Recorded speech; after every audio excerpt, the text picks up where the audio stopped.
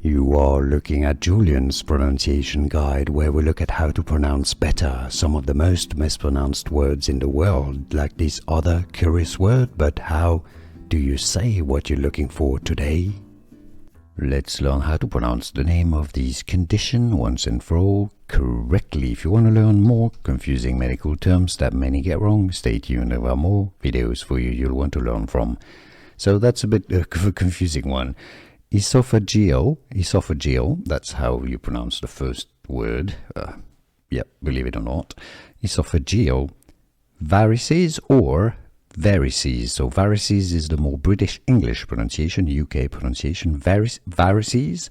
The Americans usually say it more as varices, or varices. So esophageal varices or varices, and now you know.